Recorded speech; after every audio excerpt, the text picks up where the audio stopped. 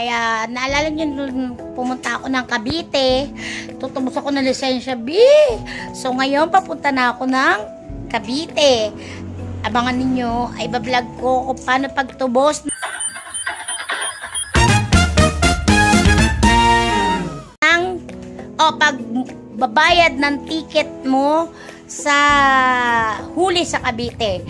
Kasi sabi nung isang enforcer, hindi raw po pwede sa bangko, wala silang designated na bank, wala kahit na saan pwede magbayad o kahit online na tinanong ko yon, wala.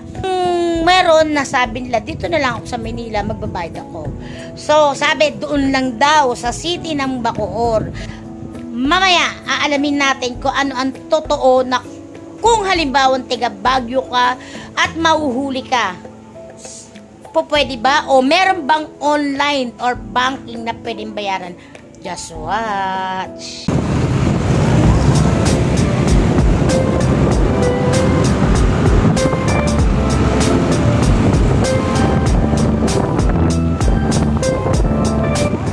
Ikatlong street daw.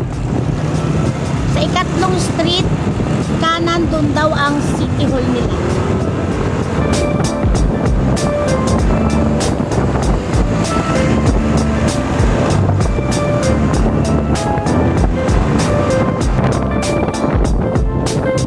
Nakadalawang street na ako.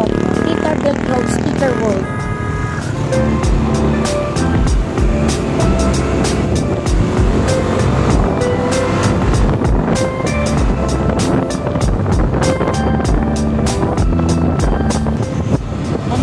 Gasoline station. Sa gasoline station, tatanong kami kung saan ang City Hall.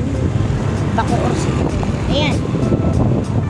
Kuya, pwede po bang magtanong, saan po ba dito ang Bacoor City Hall? Na pwedeng magbayad ng ticket na nahuli. Tapos po, malakas po yung Bacoor City Hall, makikita nyo agad. Makikita agad? I-rejoin nyo lang po, malapit na po. Okay, maraming salamat kuya. Okay.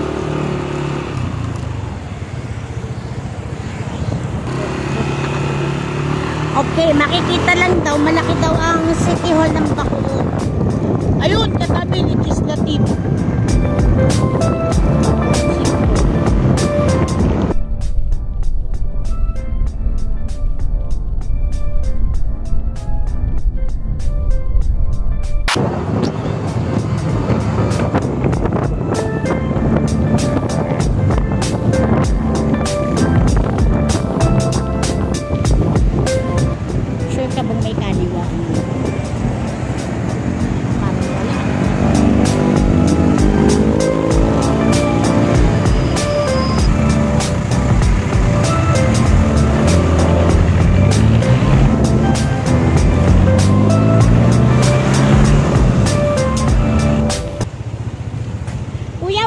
Po ba to?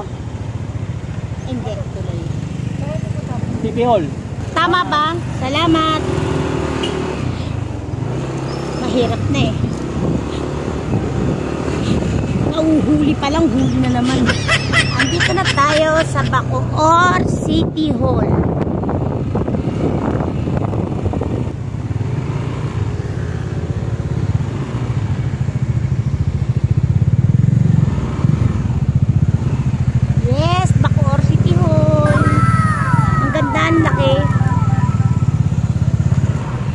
Meron pa silang parang kainan.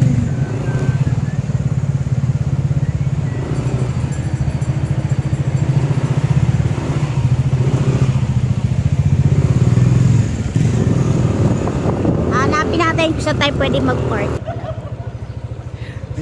Diyan pwede mag-park. Okay. Yan, ito parking lot. Pwede mag-park. Pero pwede naman, hindi na naman namin ilalak, maiiwan naman siya. Oo, ako na lang. Okay, nandito na ako sa City Hall. Yan. Sabi ni Kuya, dito na ako pumasok sa kabila. Yan.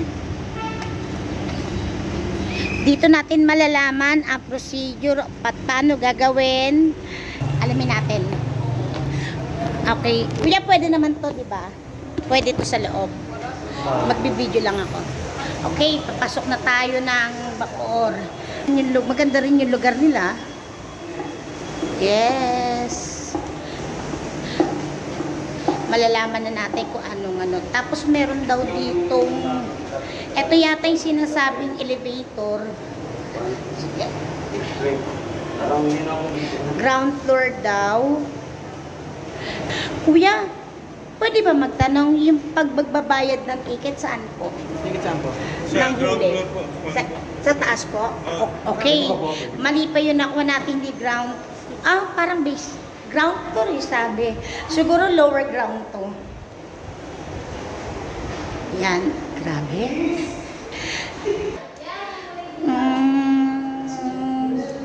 Dito na lang tayo siguro maglalakad. Pero kasi sabi, pwede ka naman sumakay ng elevator. Yan.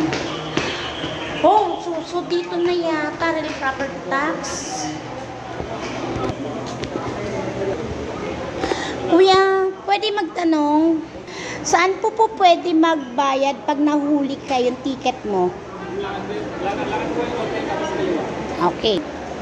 Lakad tayo rito, konti.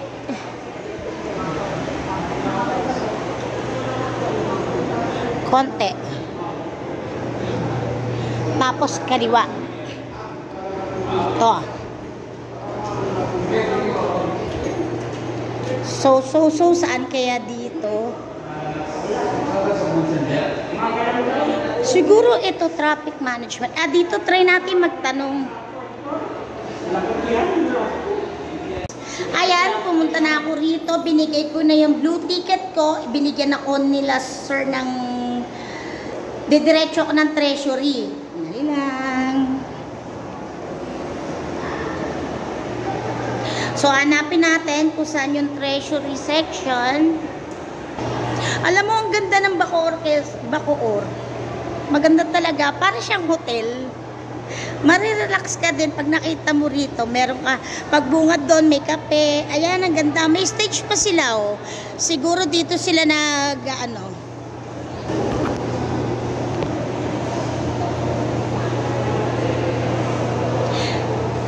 Ayan, ang ganda ng Bacoor, Quezon City. Siyempre, hanapin natin Treasurer Office. Treasurer Office. Siguro ito yun. Aalamin ko na lang, ha. So, pinay-stop na nila ako mag-video sa loob ng kanilang mga office transactions. Pero don't worry, paglabas ko na lang ng City Hall Calculates, kwento ko kung paano maging proseso ng pagputubos ng aking driver's license. 1 hour later. Yes, nakuha ko na po, nabayaran ko na po yung ticket ng blue ticket. Kung tawagin nila rito yun sa Bacoor. At yan, ang hair ko. Ay, grabe. Okay. Mamaya, ito, ikukwento ko sa inyo ang akin akong info. 3 days lang po ang ticket, kailangan bayaran mo na. Pagtuntong ng 5 days, kakasuhan ka na ng, magpa-file na sila ng legal.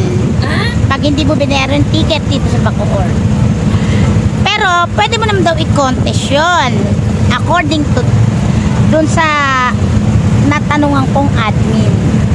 Tapos, pagkano, hindi nila kukunin daw yung license mo kasi pinahintungan ng DILG.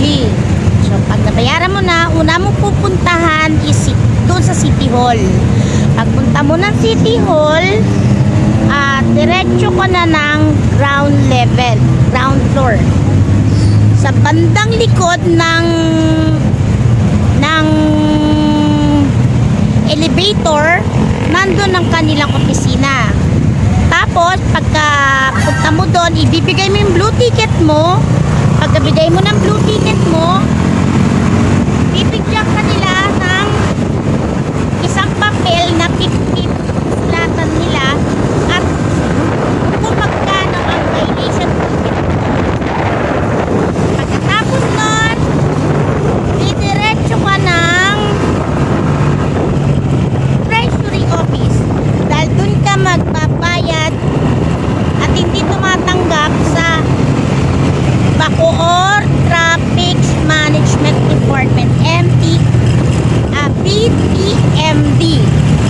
Ang gulo na naman, ang gulo magsalita eh. Hindi maintindihan ba sinabi? Dando ka na sa treasurer, babayaran mo, pagbayad mo, babalik ka ulit sa PPMD. Babalik ka ulit doon, i-clear nila yung name mo,